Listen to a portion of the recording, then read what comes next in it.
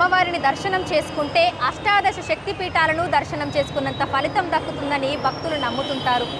ముగ్గురమ్మల మూలపుటమ్మ, సృష్టిలోని ఎల్ల జీవులకు అమ్మ రేణుకా ఎల్లమ్మ. కోరిన భక్తులకు కొంగు బంగారంగా నిలుస్తున్న బల్కంపేట ఎల్లమ్మ తల్లి ఆలయ విశిష్టత, చరిత్ర గురించి తెలుసుకుందాము.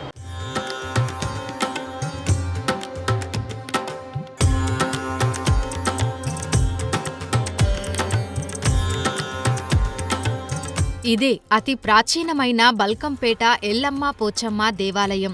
ఈ ఆలయంలోనే అమ్మవారు స్వయంభూగా వెలిసింది. బావిలో వెలిసిన బంగారు తల్లి బల్కంపేట ఎల్లమ్మ తల్లి. ఈ ఆలయానికి 600 ఏళ్ల చరిత్ర ఉంది. హైదరాబాద్ నగరం ఏర్పడక ముందు బల్కంపేట ప్రాంతమంతా పంట పొలాలతో చిన్న గ్రామంగా ఉండేది. ప్రస్తుతం ఆలయమున్న ప్రదేశమంతా పొలాలతో ఉండి అమ్మవారు కొలువుదీరిన స్థలంలో మోటబావి ఉండేది. ప్రాంతం అంతా ఒక గ్రామంలాగా ఉండేటటువంటి పరిస్థితి. అట్లాంటి మోటబావిలో ఎప్పుడైనా కూడా భగవంతుడి ఆవిర్భావం అంటే అవతారం, ఆయన మళ్ళీ పుట్టడం అంటూ కొన్ని చోట జరుగుతుంది. కానీ ఇక్కడ ఒక అవతారంలాగా ఇక్కడ రేణుకాంబ అనే అమ్మవారు చాలా చోట్ల ఉంటుంది. కానీ ఇక్కడ విశేషం ఏంటయ్యా అంటే బావిలో వెలిసినటువంటి అమ్మవారు అంటుంటారు. ఇప్పుడు ఉదాహరణకి ఒక మనిషికి కనిపించి, కలలో కనిపించి నేను ఇక్కడ ఉన్నాను అని చెప్పారనుకోండి, ఏదో మరి కొంత ఆయనకు స్వార్థంగా ఉందేమో అనే ఒకటటువంటి సందేహం వస్తుంది. కానీ ఇక్కడ ఒకేసారి చాలాసార్లుగా అందరికీ, చాలామందికి అమ్మవారు కల్లో కనిపించి చెప్పినట్టుగా మనకి చరిత్ర చెప్తోంది. ఒకరి కాదుగా నాకు వచ్చింది కలా అనే ఒక ఉద్దేశంతో వాళ్ళందరూ కూడా చర్చిస్తే, ఇక్కడ శోధిస్తే అమ్మవారి దగ్గర ఇక్కడ ఒక అమ్మవారు కనిపిస్తోంది. ఎట్లాగంటే పడుకొని ఉన్నటువంటి ఒక రూపంలో కనిపిస్తుంది అమ్మవారు. దాన్ని చూసి వాళ్ళందరూ ఆనందించి ఇక్కడ అమ్మవారిని మెల్లిగా పూజ చేయడం మొదలుపెట్టారు. ఈ ఆలయ స్థల పురాణం ప్రకారం ఓ కథ ప్రాచుర్యంలో ఉంది. ఈ బల్కంపేట ప్రాంతంలో ఒక రైతు తన పొలంలో బావిని తవ్వుతూ ఉండగా అమ్మవారి ఆకృతిలో ఉన్న బండరాయి అడ్డొచ్చిందట. భక్తితో విగ్రహాన్ని బావి గట్టుకు చేర్చాలని ఎంత ప్రయత్నించినా సాధ్యం కాలేదట. ఇక ఆ రైతు ఇది తన ఒక్కడితో అయ్యే పని కాదని ఊళ్ళోకి వెళ్లి జనాల్ని తీసుకొచ్చాడట. అయితే వారందరూ కలిసి ఎంత ప్రయత్నించినా కూడా అమ్మవారి విగ్రహాన్ని కదపడం కుదరలేదట. అయితే బావిలోనే ఉండి పూజలందుకోవాలన్నదే అమ్మవారి అభీష్టమనుకొని ఊరి ప్రజలు ఒక నిర్ణయానికి వచ్చారట. దైవ నిర్ణయానికి అనుగుణంగా శివసత్తుల సలహాతో మూల విరాట్టును బావి లోపలే ఉంచి ఒడ్డున నిలబడే పూజలు చేశారట. స్వయంగా వెలిసిన అమ్మవారికి పూజలు, హోమాలు, యాగాలు చేయడం ద్వారా మరింత శక్తివంతంగా తయారయ్యిందని వేద పండితులు తెలిపారు. 30 ఏళ్ల క్రితం వరకు కూడా అమ్మవారు వెలిసిన ప్రాంతమంతా నీళ్లతో నిండిపోయి ఉండేదట. ఉదయం వచ్చి నీళ్లు తీసివేసి పూజలు చేసేవారట. రాత్రికి మళ్లీ నీరు చేరి ఉదయం కనిపించేవట. అయితే కాలక్రమేణా భూగర్భ జలాలు అడుగంటుకుపోతుండటంతో నీరు లోపలికి పోయి అమ్మవారి రూపం దర్శనమిస్తుందని అన్నారు. దశావతారాల్లో ఉండేటటువంటి వాళ్ళు ఎవరికి మనం పూజ చేయం. కానీ ఇక్కడ విశేషం ఏంటంటే దశావతారాల్లో ఒకడైనటువంటి పరశురాముడి తల్లికి మాత్రమే పూజ చేస్తాం. సాక్షాత్తు స్వామివారైన పరశురాముడికి పూజ పెద్దగా ఉండదు, ఎక్కడా ఉండదు. అది అమ్మవారి యొక్క విశేషం. వీళ్ళు తపశ్శక్తి సంపన్నులు, అంచేత వీళ్ళు చాలా గొప్పవాళ్ళు. తపస్సు చేసి ఋషుల యొక్క దీంట్లో ఉన్నవాళ్ళు. అయితే వీళ్ళ యొక్క విశేషం ఇంకొకటి కూడా, శివుడి పరంగా ఎట్లా ఆలోచించాలి అంటే ఆ జమదగ్ని మహర్షిని సాక్షాత్తు శివుడిగానే మనకి పురాణాలు చెప్తున్నాయి. అందుకని శివతత్వంలో ఉన్నారు, శాక్తేయతత్వంలో ఉన్నారు, వైష్ణవతత్వంలో విష్ణుమూర్తి యొక్క సాక్షాత్తు అమ్మగారు. కాబట్టి అట్లా 3 రకాలుగా కూడా ఇక్కడ పూజ చేసుకోవచ్చు. ఈ అమ్మవారి పేరు రేణుకాంబదేవి కాగా ఇక్కడి వారందరూ అమ్మని ప్రేమగా ఎల్లమ్మ అని పిలుచుకుంటూ ఉంటారు. అంతేకాకుండా ఈ అమ్మవారిని భక్తులు కొంగు బంగారంగా భావిస్తుంటారు.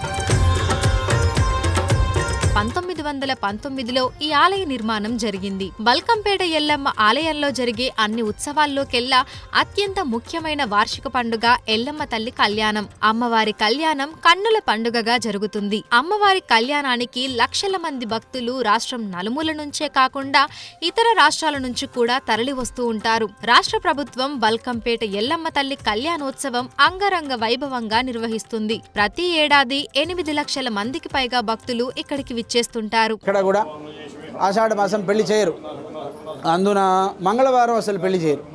అయితే మనం ఎప్పుడు కూడా దేవుణ్ణి చూసి నమస్కారం చేసుకోవాలి తప్ప అనుసరించకూడదనడానికి ఒక మాట కూడా ఇక్కడ.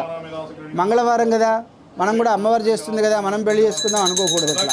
కానీ ఇక్కడ ఆషాఢ మాసంలో మొదటి మంగళవారం ఎప్పుడైతే వస్తుందో అది కూడా ఎట్లా చాలా గొప్పగా ఉంటుంది. ఇక్కడ కూడాను శ్రావణ మాసంలో పౌర్ణమికి వచ్చే ముందు శుక్రవారం రోజు వరలక్ష్మి వ్రతం చేసుకోవాలి అని చెప్తారు.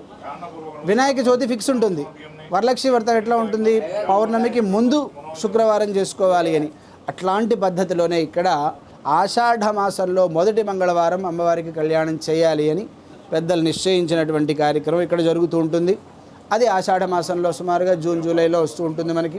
అమ్మవారికి వార్షిక కళ్యాణోత్సవంతో పాటు దసరా నవరాత్రులు అంగరంగ వైభవంగా నిర్వహిస్తుంటారు. వీటితో పాటు ప్రతి నెల అమ్మవారి వద్ద చండీ హోమం చేస్తుంటామని వేద పండితులు తెలిపారు. తెల్లవారుజామున 5 గంటలకే అమ్మవారికి అభిషేకం, ఆర్జిత సేవలు, అమ్మవారి మూల మంత్రంతో నిత్యం ఆలయంలో హోమం నిర్వహిస్తుంటారు. అదేవిధంగా ఈ ఆలయంలో ఋగ్వేదం, యజుర్వేదం, సామవేదం, అథర్వణ వేదాల నిత్య పారాయణం, వీటితో పాటు చండీ పారాయణం జరుగుతుంటుంది. ఉదయం, మధ్యాహ్నం, సాయంత్రం వేళలో అమ్మవారికి నిత్య కైంకర్యాలు అన్నీ కూడా యథావిధిగా జరుగుతుంటాయని వేద పండితులు తెలిపారు.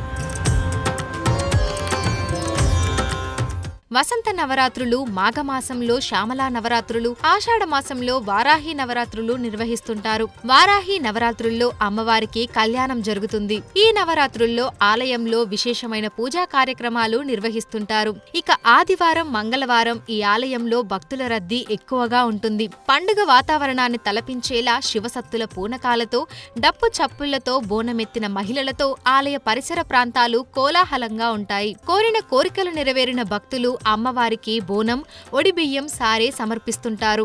ఈ ఆలయానికి తెలంగాణ రాష్ట్రం నలుమూలల నుంచే కాకుండా దేశవ్యాప్తంగా ఎక్కడెక్కడి నుంచో భక్తులు తరలివస్తుంటారు. బొంబాయి నుంచి నీతు అంబానీ గారు కూడా వచ్చి ఇక్కడికి వచ్చినప్పుడల్లా ఇక్కడికి వచ్చి అమ్మవారి నమస్కారం చేసుకొని వెళ్తారు.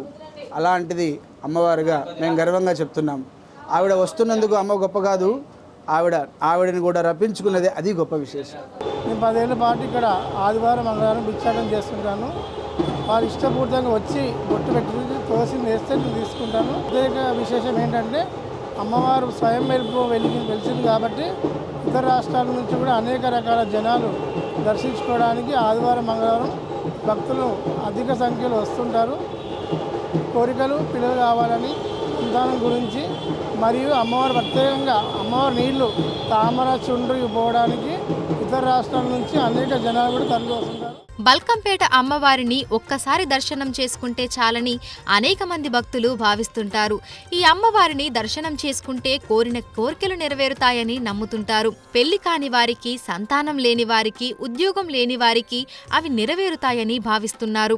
అంతేకాకుండా అనారోగ్య సమస్యలున్నవారు అమ్మవారిని దర్శనం చేసుకుని కోరుకుంటే పరిష్కారం అవుతాయని, ఆయురారోగ్యాలతో ఉంటామని భక్తులు నమ్ముతున్నారు. అలా 600 ఏళ్లుగా బల్కంపేట ఎల్లమ్మ తల్లి నమ్ముకున్న భక్తులను కాపాడుతూ వారికి కొంగు బంగారంగా నిలుస్తుంది. మంగళవారం, శుక్రవారం, ఆదివారం చాలా భక్తులు వస్తుంటారు. చాలా హ్యాపీ ఫీల్ అవుతాం. మేము మా అమ్మవారి దగ్గరకు వస్తే చాలా సంతోషంగా ఉంటాము. కళ్యాణం అప్పుడు చాలా లక్షల కొద్ది జనాలు వస్తుంటారు. 1 ఇయర్కి ఒకసారి చేస్తాము కళ్యాణము. ఆషాఢ మాసం ఫస్ట్ మంగళవారం నాడు కళ్యాణం జరుగుతుంది. నేను 30 సంవత్సరాల నుంచి చేస్తున్నా. చాలా బాగుంది. నా పేరు వర్షిని. నేను కొద్బులాపూర్ నుంచి వచ్చాను. అండ్ ఈ చాలా ఇయర్స్ చిన్నప్పటి నుంచి వస్తున్నాము. ఏది నమ్మినా తీరుతుంది. చాలా నమ్మకం అమ్మవారు అంటే. చాలా ఏది కోరుకున్నా తీరుతుంది. మా మమ్మీ హెల్త్ గురించి అయినా ఏదైనా నేను ఫస్ట్ నుంచి కోరుకుంటాను, ఫస్ట్ నుంచి వస్తాను. చాలా బాగుంటుంది అమ్మవారు. నేను వచ్చేసి కుత్బులాపూర్ చింతల్లో ఉంటాను. ఈ అమ్మవారిని దర్శించుకోనికి దాదాపు 7 ఇయర్స్ నుంచి వస్తున్నాను. ఇప్పటివరకు మనం షాపు అంతా పెట్టడం జరిగింది. ఫస్ట్ సారి వచ్చి పలానా చేస్తామని చెప్పి మొక్కుకున్నాము. ఇప్పటివరకు అన్నీ మంచిగా అవ్వడం వల్ల ప్రతి మంగళవారం, ఆదివారం కంపల్సరీ అమ్మవారిని దర్శించుకున్నాకనే షాప్కి వెళ్ళడం అవి ఇవి చేస్తుంటాము. అమ్మవారి దర్శనం చాలా మంచిగా ఉంది. మనం ఒక 10 మందికి చెప్పడం అది కూడా చాలా మంచిగా అనిపించింది.